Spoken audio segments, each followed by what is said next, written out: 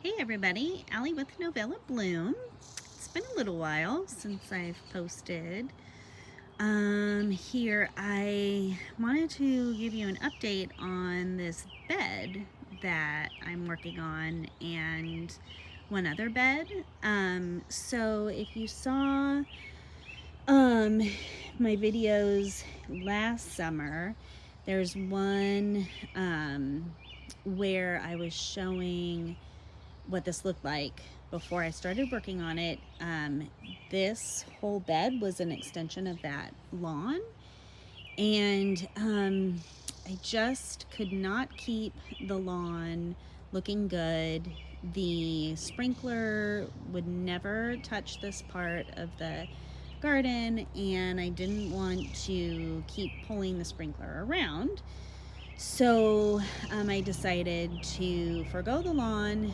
I put down some cardboard, got some horse manure from my neighbor, put that down on top with a little planting mix. And then this spring I started planting. So you'll see a little bit of the cardboard peeking out in some different spots. It hasn't completely broken down, but it will. And there's some weeds, which that's just real life gardening, and it also means that I have really healthy soil. So I'm just hand pulling the weeds as I go. But let me show you what we've got so far. So these are 3 little salvias that I picked up at Home Depot. I love red in the garden. And I think it just looks, really pretty, extra pretty next to our light kind of beige tan colored house. So I got 3 in there. And then this is one of my favorite fall blooming shrubs. It's Caryopteris. This particular one is Goldcrest. And people also call it Bluebeard. But it gets these really beautiful like blue blooms on them in the fall. I had these growing in my perennial cut flower garden, and I decided to transplant them over here. This part of this bed in particular gets very hot and dry, and so I needed to plant some things that can handle those conditions, that will eventually become drought tolerant plants. I have heard that we're supposed to have a drought this summer. I don't know what that means for Washington. I grew up in California and we had serious droughts. So I'll be interested to see what Washington considers a drought. Over here is my uptick gold and bronze Coreopsis from Monrovia. It's actually, there's 3 of them planted there. Planted super close together for a nice looking shrub eventually. And then I planted my first Buddleia butterfly bush. So I've been gardening for like 15 years and I've never had a butterfly bush in any of my gardens. And my husband loves butterfly bushes, and so he said, can you please plant one somewhere in our garden? I said, sure, this is a perfect spot for it. So I got this at Rosedale Gardens, which is one of my favorite nurseries in Gig Harbor.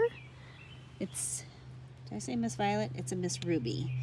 It's a Proven Winners, and if you are in the Gig Harbor area, I would check out Rosedale Gardens. It's my favorite. But yeah, it gets 4 to 5 feet tall and wide, and I just think it's gonna look so beautiful with this Caryopteris. I mean, it's beautiful right now. And then when I get the blue flowers, it'll be even more beautiful.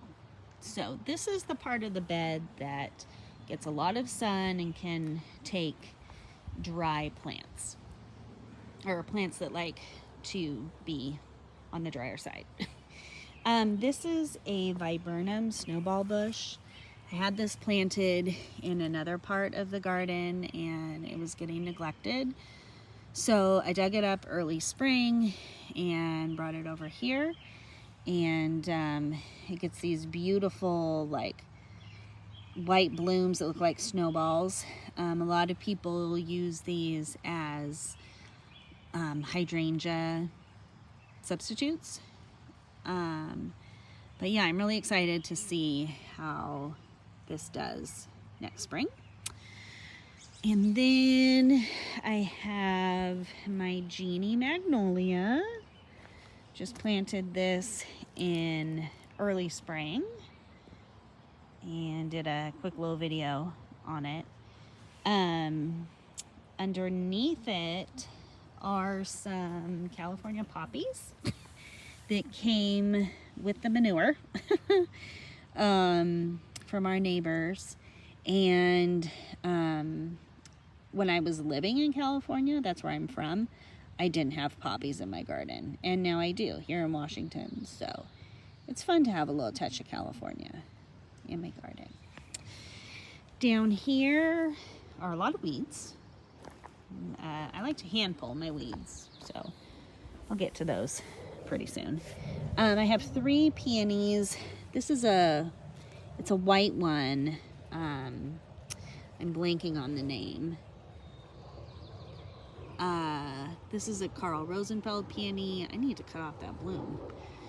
And then I have a Sarah Bernhardt one also down here.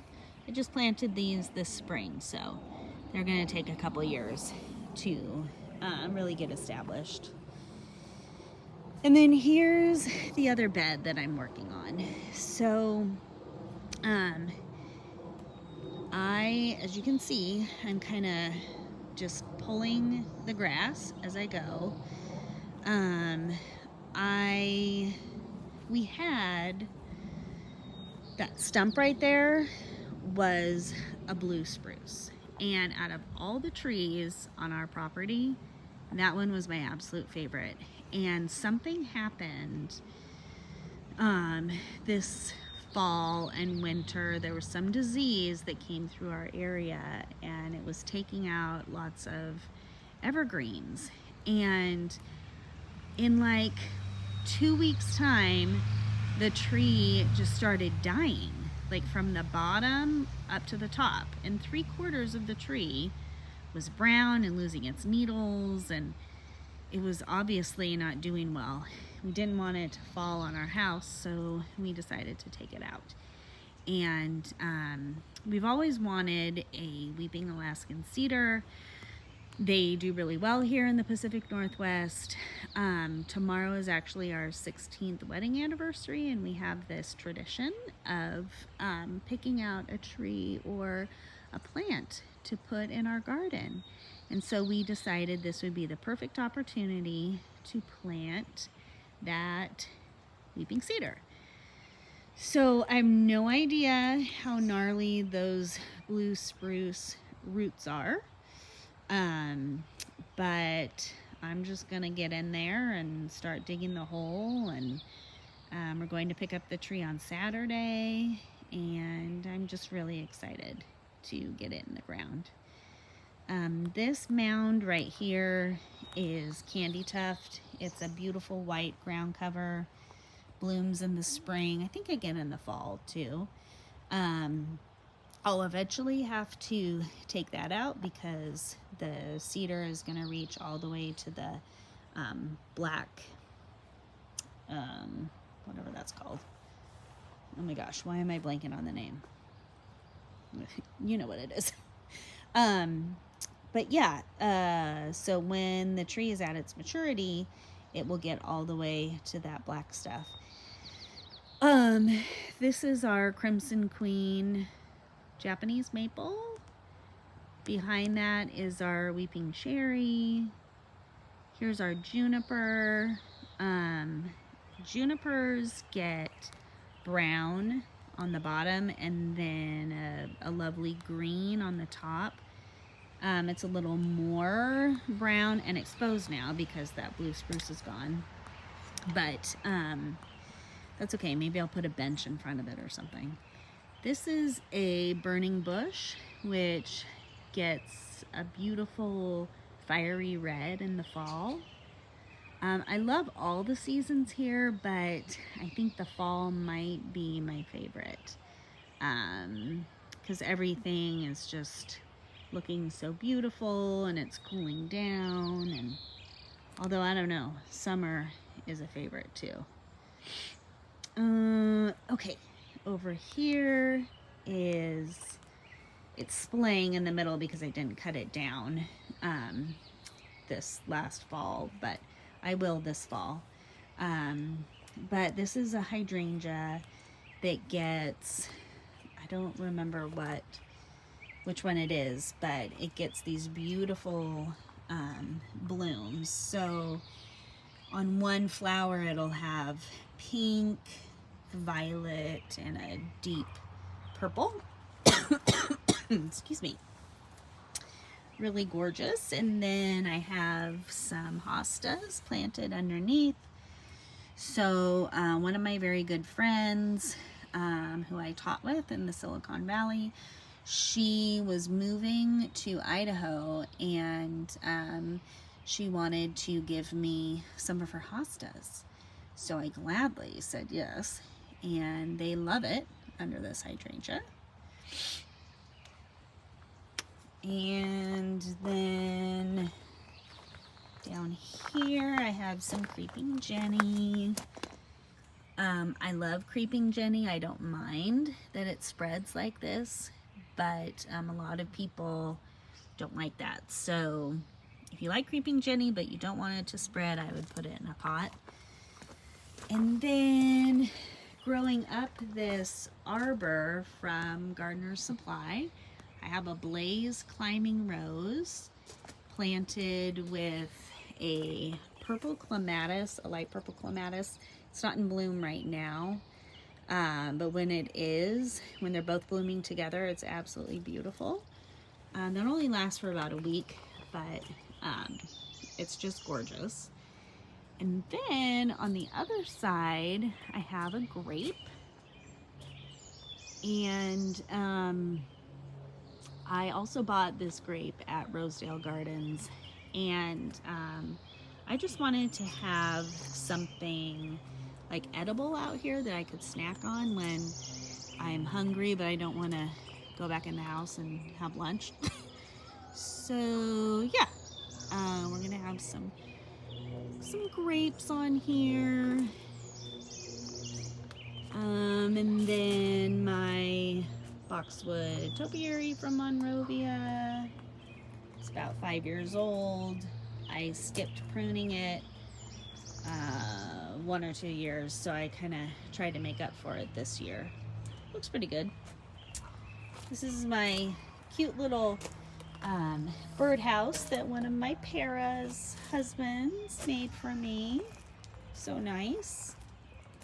And then this is our first paniculata hydrangea to bloom in this bed. This is a quick fire, and one of the many things I love about this plant is that at the same time it could have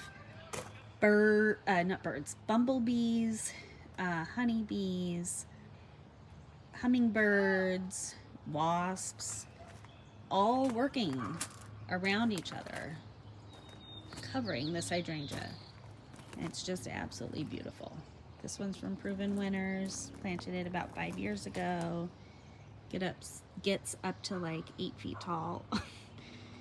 But yeah, everything's looking really good after this rain we just had, and hope everyone's having a great week, and I'll see you in the next one. Bye.